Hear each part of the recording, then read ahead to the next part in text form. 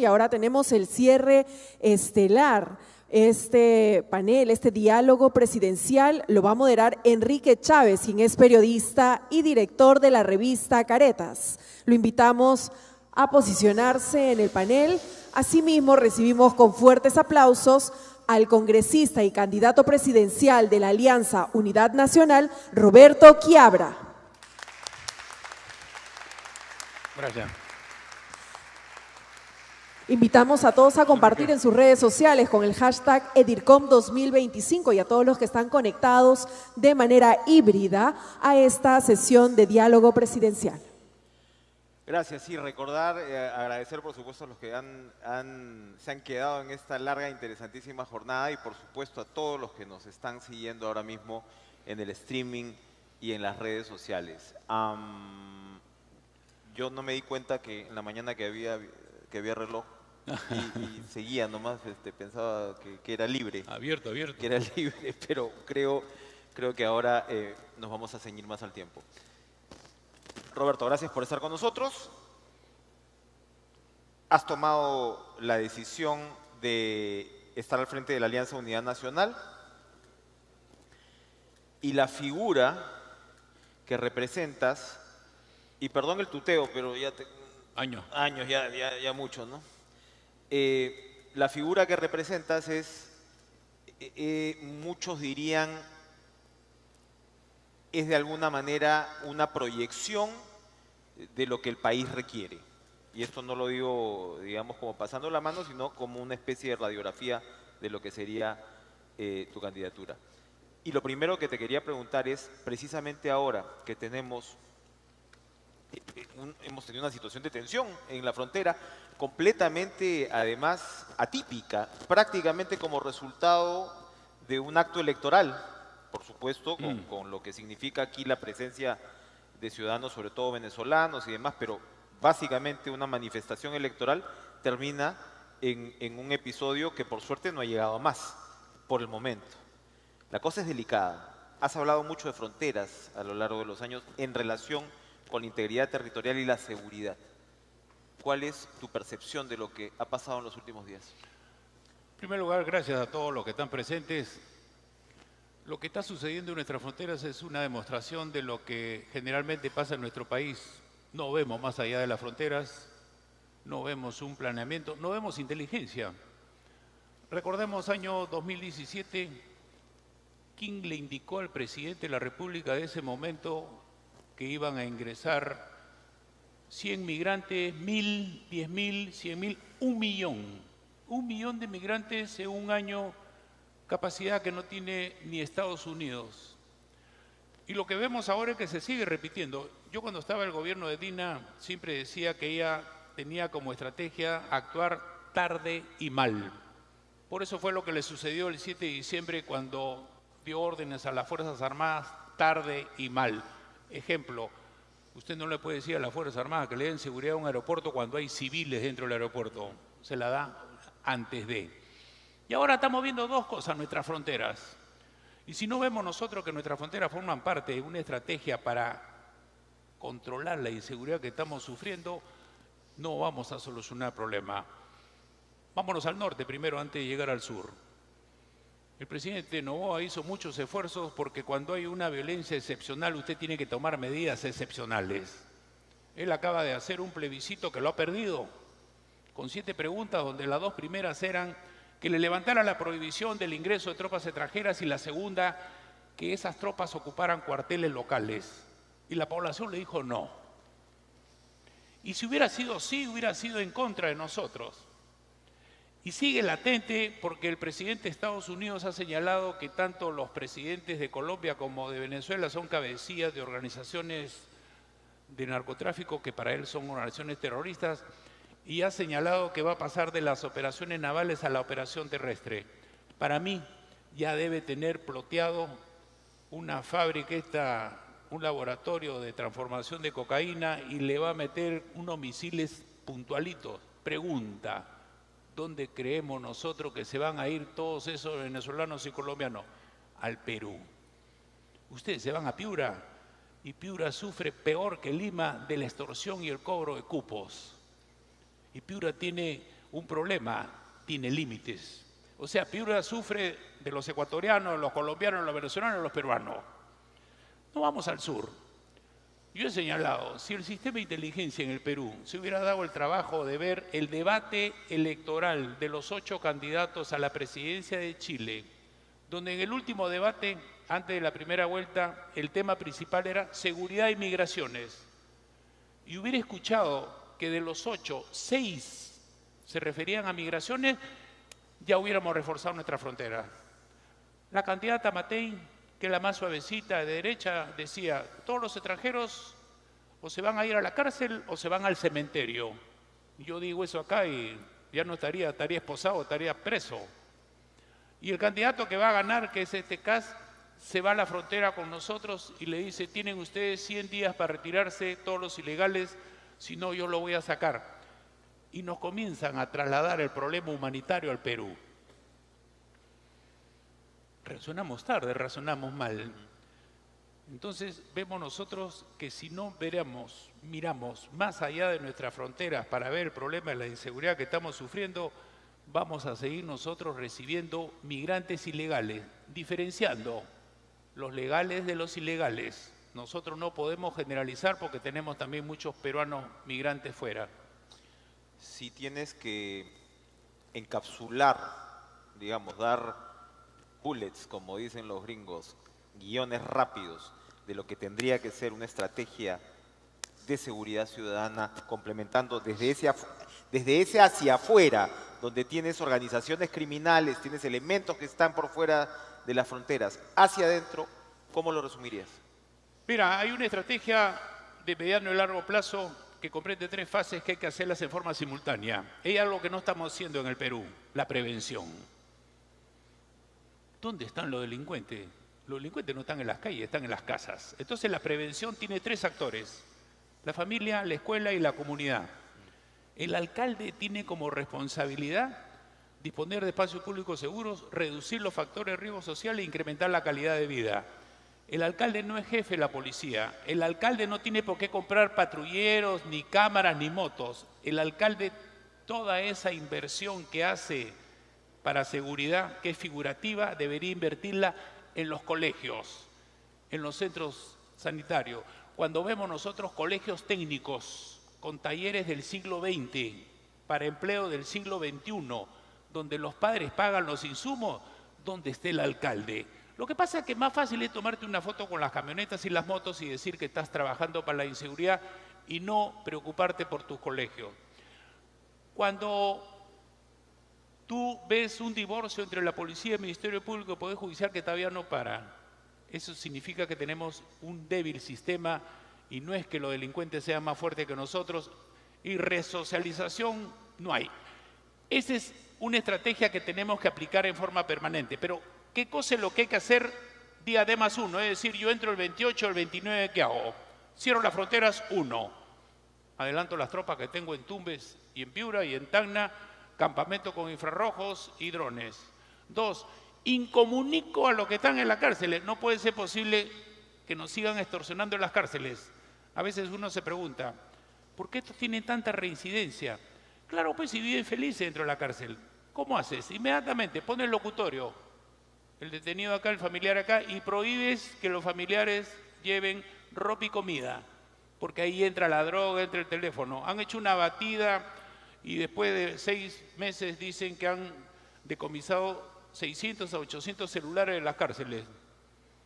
Y hablamos de bloqueo de celulares. Si se habla de bloqueo de celulares, ¿qué hacen los celulares adentro? Si usted los incomunica, ese capo que entra dentro de la cárcel pierde poder. Lo otro es, hay que golpearle donde más le duele. ¿Dónde más le duele? En la parte económica, porque todo esto es economía. Prohibir, que hasta ahora no se puede hacer, porque no hay esa decisión, la venta callejera de chips. Y bloqueele usted todas las cuentas bancarias que producen producto de la extorsión. No lo estamos haciendo, golpéelo. Lo otro, los estados de emergencia sin estrategia no tienen valor. Usted declara estado de emergencia en base a la inteligencia policial que le dice dónde viven, o no sabemos dónde viven, en un distrito dónde viven. Usted los ubica por la inteligencia policial ahí es donde hace un cinturón con los soldados para que entren los fiscales y policías. ¿Por qué estas organizaciones han crecido en sus negocios? ¿Por qué extorsionan a todos? No solamente a las peluquerías, a los chifs, a todos. Porque tienen el control del territorio. ¿Y por qué tienen control del territorio? Porque hay una ausencia de la fuerza del orden.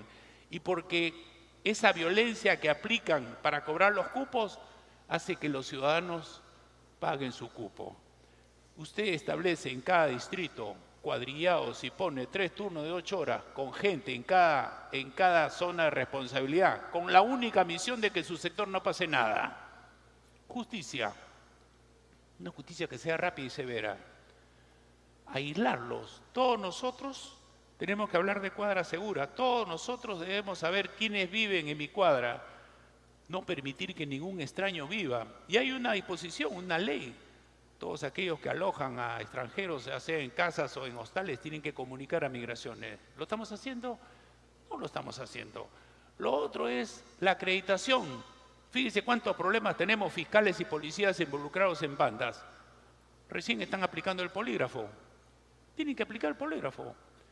Después una doble ofensiva. Así como hace usted una ofensiva para capturar a los delincuentes, tiene que hacer una ofensiva económica y social para mejorar la calidad de vida de los distritos. Un distrito que vive con jardines, con pistas, todo arreglado, es un distrito que vive más tranquilo, más seguro. Y lo otro, ¿cuándo vamos a ganar? Vamos a ganar cuando perdamos el miedo a los delincuentes. ¿Cuándo vamos a perder el miedo? Cuando las organizaciones que tienen que proteger obtienen resultados. Los resultados te generan confianza. Todo eso lo aplicas por algo que no se hace en el Perú también. Cada región de nuestro país es una región diferente. Somos un país unitario, pero con 24 realidades diferentes. Y usted tiene que aplicar una estrategia de seguridad diferente. No es lo mismo la inseguridad en Piura que la de Puno, que la de Lima. No es lo mismo la inseguridad de San Juan de Lurigancho que la de Barranco. Cada uno requiere una estrategia en función a su situación particular. Todo esto lo hacemos y con eso comenzamos a tener resultados cualitativos. Sumamente interesante y sumamente, digamos, abarcador. Pero esto, ¿cómo se pone en práctica? Qué rápido. O sea, el problema del Perú es el problema de la gestión, es el problema de un Estado que de repente no es tan grande, pero al mismo tiempo es paquidérmico, no se mueve como debería, hay falta de liderazgo, hay falta de gerencia. ¿Esto cómo se voltea? Tenemos que actuar sobre las causas. Un gran error para mí fue haber tenido en los años 19, 27 escuelas de formación de policía, donde habían más vacantes que postulantes. No puedes tener 27 escuelas sin infraestructura, sin equipamiento, sin planta orgánica, sin formación en espíritu de cuerpo. 6 escuelas, 6 macroescuelas bien organizadas y formas policías, no en cantidad, en calidad. No podemos tener estos jueces y estos fiscales, no los podemos tener, tenemos que hacer una reforma de los jueces y fiscales. Y yo paro señalando que qué mejor que los jueces y fiscales hagan su reforma conociendo sus debilidades, pero no las está haciendo. Entonces, tenemos que ser fuertes, pero fuerte pasa por ser fuerte tú. Ellos no son fuertes, ellos son fuertes porque nosotros somos débiles. Entonces, fortalece tus unidades que te dan protección y ahí vamos a comenzar a tener resultados. Tienes un discurso donde vuelves al tema de la familia como parte integral de la prevención, al tema de los valores del individuo, lo acabas de decir, tenemos que ser fuertes. Y es un país que al mismo tiempo tiene, digamos, problemas no solamente, en fin, de infraestructura, de salud, de educación, tiene problemas de ingresos. Lo decíamos más temprano, el 60% del país está en D y E, en el sector D y E. Entonces, ¿cómo esa fuerza del individuo llevarla a la elección? ¿Cómo motivar al votante, al ciudadano, a creer en esto, más allá de un eslogan, más allá de una palabra? Yo soy un hombre de poca palabra, de mucha acción. Yo tengo la orientación de lo que pensamos hacer si nos toca hacer gobierno relacionado con el artículo 1 de la Constitución y el artículo 38. El artículo 1 nos habla de la defensa de la vida y del respeto de la dignidad. Vida y dignidad. Y si hay una realidad que yo me comprometo a cambiar, es la pobreza moral.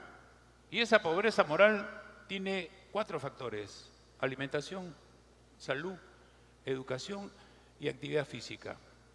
El 41% de los peruanos tiene problemas de inseguridad alimentaria, es decir, come poco, come mal o hay días que no come. Salud. Tienes el 43.7% de niños menos de 5 años con anemia y 12.1% con una desnutrición crónica. Y después, algo que nos tiene que llamar la atención, pero que es consecuencia de los problemas de alimentación y salud: 8 millones de peruanos mayores de 15 años que no han completado su educación escolar. Y más de 1 millón de peruanos analfabetos, sin considerar los analfabetos digitales, que hoy día también tenemos que preocuparnos porque no hayan analfabetos digitales. Entonces, cuando tú tienes esa pobreza moral, ves tú que hay niños sin futuro y jóvenes sin presente. Cuando tú ves en este gobierno que del presupuesto reduce, ¿qué? Las becas. Si tú reduces el presupuesto de la beca, significa que los jóvenes no te interesan. Entonces, si tú eres bien hipócrita que dice los jóvenes son el presente, los jóvenes son el futuro del Perú, y le rebaja la beca, ¿porque esa beca para quiénes son? Para los más inteligentitos y para los más pobres. Y si le sumas algo que yo vengo peleando hace 4 años y estoy perdiendo, pero lo voy a hacer el día que yo entre, tratar en forma discriminatoria a los jóvenes que hacen servicio militar, que son los que nos protegen, que son en un fenómeno niños los primeros que llegan, los últimos en retirarse, que hoy día los tenemos en la frontera, que los tenemos en el BRAE, que los tenemos en Seguridad Ciudadana. 256 soles mensuales congelados hace 12 años. ¿Es justo? Entonces, cuando tú ves que a tus jóvenes que necesitan la presencia del Estado, el apoyo del Estado, para que ellos se realicen, porque la beca no se la regalas, la beca se la ganan los chicos. Y se la ganan aquellos que no tienen recursos económicos, pero se la ganan y ahí tienes talento. Cuando ves que esos jóvenes de bajos recursos económicos ingresan 2 años y tú los preparas 2 años y los tratas así, entonces esa es la pobreza moral que hay que cortar. Cuando tú ves que el 50% de los colegios sigue igual, dando pena y vergüenza sin servicio básico. Entonces yo no filosofo mucho. ¿Tú quieres bajar la desigualdad? Compara un colegio con todas las capacidades para la educación y un colegio que no tiene ni carpetas. Sube la calidad de este colegio y recorta la desigualdad. Cuando tú encuentras pueblos que no tienen conexión física entre ellos, ni con la capital del distrito, donde los médicos y los profesores no van porque ni siquiera el bono que le dan les alcanza, esos chicos no tienen futuro, no tienen educación, no tienen salud, y si son de frontera, están invadidos por el crimen organizado, narcotráfico, minería ilegal, que somete a las autoridades locales y obliga a que los jóvenes se tengan que dedicar por necesidad o por obligación a la economía ilegal. Esa es la realidad que hay que cambiar.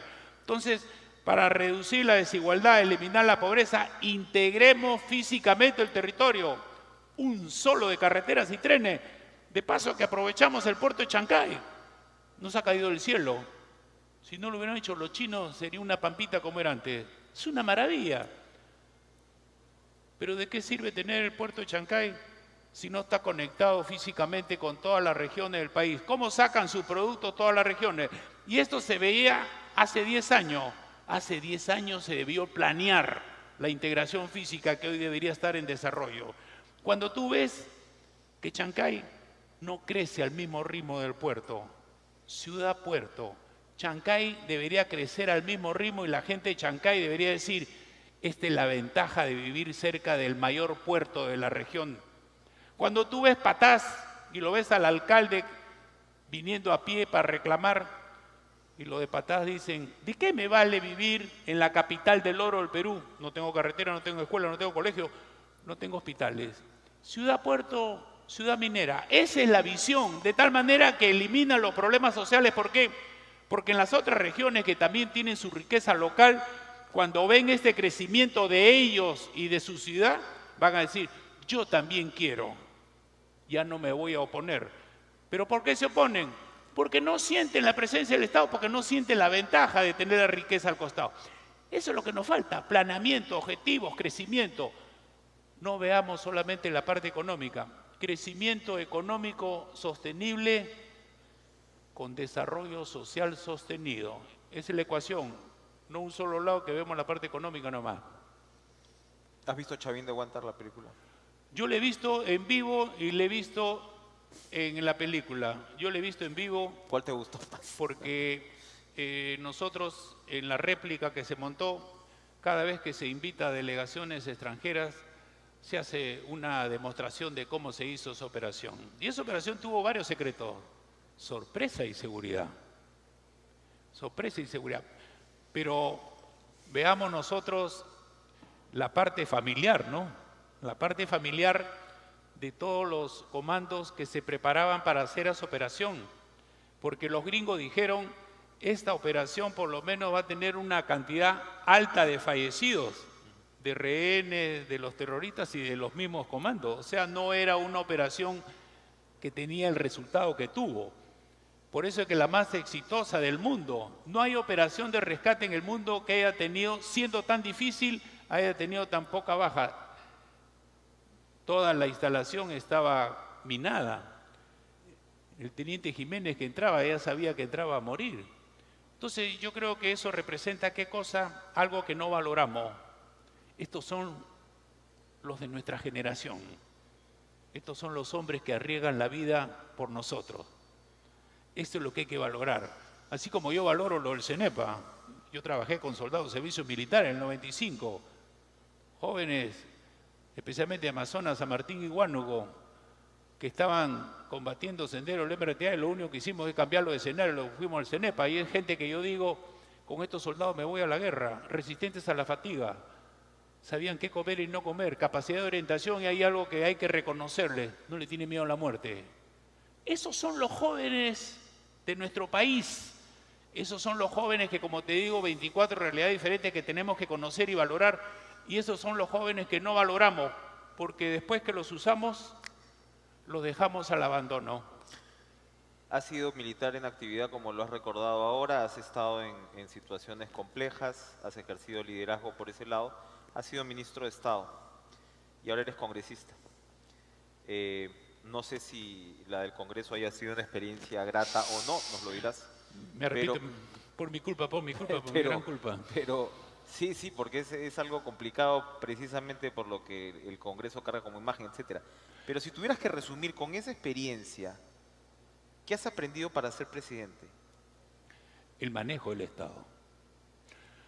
Yo he formado parte, guardando los tiempos y las distancias, uno de los mejores gabinetes de los últimos 25 años. Tú eres testigo porque eras periodista de investigación y crítico. Tenía pelo. Yo salí de comandante general, que es algo raro también, y eso es algo bueno, y al día siguiente era ministro. O sea, ese cambio del uniforme por el terno. Pero tuvimos un primer ministro que es lo que yo señalo, que los primeros ministros tienen que ser así, que sea de mayor edad y más experiencia que los ministros. Carlos Ferrero había sido presidente del Congreso, era más antiguo en edad que nosotros, pero yo lo tenía pues a Rodríguez Cuadros, Kuczynski, Techito, Baldo Cresalja. O sea, cada ministro era un ministro. Tú como ministro eres ejecutante, eres independiente prácticamente, eres lo que tú decides se hace. Como Congreso es otra realidad. Una cosa es mirar al monstruo de afuera como lo ven ustedes y otra cosa es vivirlo dentro. Somos 130 personas diferentes. Somos 130 personas de las regiones del país. Primer Congreso que tiene 50 mujeres. La cantidad más alta que ha tenido el Congreso. Se empezó bien por bancadas. Yo les digo que se empezó con una buena intención. La intención era ayudar al Ejecutivo después que el Perú había estado detenido 2 años por el COVID. Lo que esperábamos era un gobierno con un gabinete que comenzara a mover las máquinas y tú lo apoyas. Esa era la intención. Lamentablemente para el país comenzaron a colocar ministros que duraban 3 días, 4 días. No es porque el Congreso los sacaba, sino se salían solos. Y comenzó estos consejos de ministros descentralizados que nos hizo mucho daño porque se incitaba a la violencia. los buenos y los malos, los limeños y los provincianos, los ricos y los pobres. Y eso nos ha hecho daño, y ese daño se ha mantenido. Y fíjense ustedes, cuando se produce la vacancia de Castillo, que le digo como secreto, si Castillo no hubiera leído su memorial, seguiría siendo presidente. Faltaban 20 votos para llegar a los 87, o sea, lo tendríamos de presidente, pero se aceleró el tipo y desaprovechó la gran oportunidad que le dio la historia. Pero fíjese cómo empieza el gobierno de Dina tarde y mal, porque esos muertos es lo que la acompaña a ella en toda su gestión y no la dejó gestionar. El Congreso, cuando uno señala, oye, esa calidad de congresistas, yo no los ofendo a nadie, pero yo siempre les pregunto, nadie quiere participar en política. Las personas decentes, las personas competentes no quieren participar porque se ha judicializado la política. A mí me dicen, te apoyo en todo lo que quieras, pero mi familia no quiere que participe. Entonces, si la gente que sabe, la gente competente, la gente decente, que debería de participar, ser senador, diputado, no participa, ¿cómo queremos nosotros tener mejores congresistas? Ojalá que el próximo Congreso sea mejor, ojalá que diputados y senadores, que para mí va a ser mejor. Yo pensaba colocarle una edad mayor a los senadores, pero no quisieron. Pero yo creo que va a cambiar, ojalá, para mejorar algunas leyes. Pero es una vida que hay que conocerla. El que no conoce cómo funciona el Congreso, el que no conoce cómo funciona el Ejecutivo con el gabinete, no puede sentarse a gerenciar. Yo creo que ningún empresario se sienta a gerenciar su empresa o se la da a su papá sin saber cómo funciona la empresa. ¿Y cómo restituirías, afinando precisamente esa pregunta del arco de la experiencia, cómo restituirías, porque de lo que estás hablando, hago un pequeñísimo paréntesis, porque ya estamos terminando, pero de lo que estás hablando es una restitución de liderazgo, que es muy importante. Lo que estamos teniendo, entre otras, en el Perú, en la política peruana, es una crisis de liderazgo, un vacío de liderazgo. Y parte de eso es, por supuesto, el carácter presidencial que pueda tener el personaje que ocupe Palacio de Gobierno. Pero la otra parte es la estructura. Y lo que estamos viendo en la relación entre Ejecutivo y Legislativo ha hecho un presidente, digamos, eunuco, ¿no? Para no tocar, digamos, cómo restituir eso, cómo desde esa experiencia volver a construir una presidencia fuerte. Si es que sabes y si es que conoces al monstruo por dentro, como dices. Mira, el próximo gobierno la va a tener un poco difícil, depende de la cantidad de partidos que pasen la valla y conformen el Senado, en particular de diputados. Pero si el presidente tiene personalidad no pasa nada. Pero eso empieza desde ahora. Si tú de ahora tienes un lenguaje agresivo, que descalifica, que insultas al contrario, después, ¿cómo puedes pedir que te apoye? Es como si yo con otro candidato hago un debate, lo insulto, lo descalifico y después le digo, ¿sabes una cosa? Quiero que me apoyes. Yo no lo apoyaría, ¿no?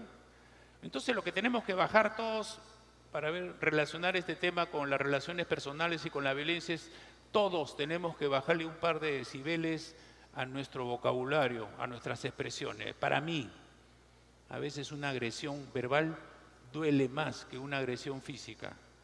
Más aún hoy en día que hay redes sociales. Hoy día un insulto que tú lanzas a otra persona se multiplica.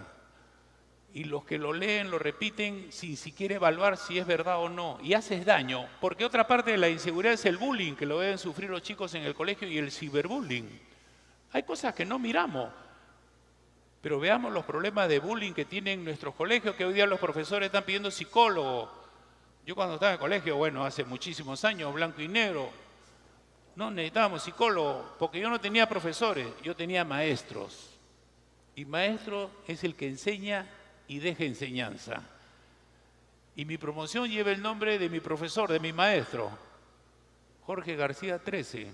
No sé ahora qué nombre llevan las promociones, ahí están las diferencias. Pero el mismo maestro era un espectáculo, se paraba el maestro y todos le teníamos respeto y nos acompañó los 5 años de secundaria. Entonces lo que hoy día tenemos nosotros que recuperar es ese respeto mutuo. Tenemos que elevar la calidad de la política no solamente con propuestas, sino con nuestro comportamiento y con nuestro trato entre nosotros mismos. no es más político el que es más agresivo y habla en tonos violentos, porque hay algunos que no se han peleado disculpando ni con su suegra, y hay otros que son rápidos y furiosos, que el momento más grave de su vida ha sido cuando se ha golpeado la rodilla en el escritorio porque se olvidó de cerrar el cajón, y ese ha sido su momento más grave en su vida. Entonces, esos son los más rápidos y furiosos que le hacen daño a la política. Para terminar ya en términos, digamos, de una visión estratégica de la campaña, hay una última encuesta, creo que es del IEP, que ya sencillamente otra vez los candidatos bajan, incluso los punteros, estamos hablando de un puntero de 6%, que va a estar mañana, y así, ¿no? Estamos hablando de 1%, y hay toda esta casi masa de candidatos que está en la parte de abajo de la tabla, que uno dice, y por las intervenciones que hemos visto en estos días, bueno, la cancha está para cualquiera. ¿En qué momento crees que, si es que crees que el entusiasmo por alguno de los que no están en la cancha o en la mirada, quizás es tu caso también, va a aflorar? Sí, yo estoy en NN, yo estoy ahí en No Sabe, No Opina, ahí estoy yo, porque dicen que no me conocen, dicen. Hay que ver la parte, un error de la parte académica, si hubieran enseñado en el colegio el conflicto del CENEP en el 95, de repente me conocería un punto. Yo creo que esto va a empezar después del 15 de enero. Yo creo que hoy en día todos están viendo su Navidad, su Año Nuevo. La gente grande es la que más o menos está. Los jóvenes, es lo que yo les digo, los jóvenes, especialmente los que van a votar por primera vez, los jóvenes que son más de 2 millones, 3 millones de los nuevos, más los otros, son los que van a decidir. Yo creo que hay que decidir analizando bien. ¿Qué queremos? El gran problema que tenemos es que hemos descalificado a todos en forma general, o sea, hemos generalizado la descalificación. Todos son malos, todos los congresistas, todos los ministros, todos son malos. Entonces, si todos son malos, ¿qué vamos a buscar? ¿Un NN? Si buscamos un NN, nos corremos el peligro que nos toque uno que después estemos diciendo, yo no voté por él y que lo saquen. Yo creo que hay que meditar bien. Yo porque postulo, ya a mí me dijeron si lo había pensado bien, si lo había consultado con mi familia y si veo cómo están los 5 anteriores. Antes me decían 4, ahora son 5. Yo lo he pensado bien. Yo creo que es un momento para mí que es el próximo año un escenario mucho más difícil que el 2021, que si el gran problema es la inseguridad y yo considero que estoy capacitado para enfrentarla y derrotarla, no es cuestión de quedarse en balcón. Como yo le digo a todos los que están conmigo, arriesguen conmigo, yo voy a arriesgar. Y yo arriesgo, y no arriesgo solo, arriesgo con mi familia, porque ustedes saben cómo es. No es que yo haga una macana y yo asuma. Me llevo de encuentro a toda mi familia, yo a mi familia la quiero mucho. Yo estoy arriesgando porque considero de que este es el momento en que si de verdad sabemos nosotros que estamos en capacidad de hacer las cosas y tenemos un buen equipo que va a entrar a trabajar, arriesgo. La diferencia es que siempre hemos confiado en alguien. Sí, pues, pero esta vez la persona que ustedes confíen, pidan que no lo defraude. Yo no lo voy a defraudar. Como bien dijiste tú en el 95, en peores situaciones he estado yo. Yo he estado comandando jóvenes donde estaba en juego su vida para la integridad territorial. Hoy día me tocará conducirlos a todos los ciudadanos del Perú al progreso en unidad y en paz. Gracias, Enrique.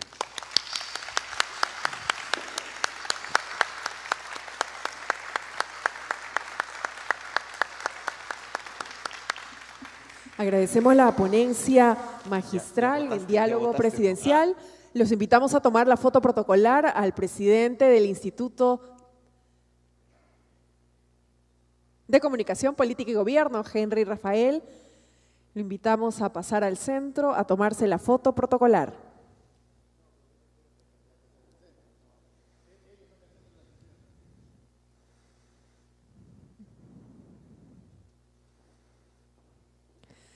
No se olviden, mañana a las 8:30 vamos a estar iniciando con las inscripciones.